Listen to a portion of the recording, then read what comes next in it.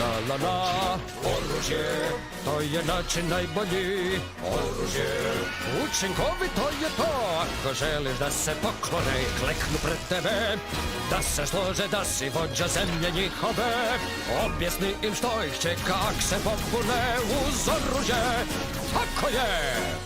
Kad želiš moć na oštri se pripremi laka šake dvije, udri po njima dok ne shvate.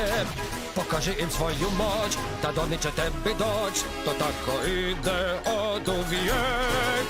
Možeš napadat svim sredstvima i to bez uzdržavanja, nek pogodi i kuglo topovska.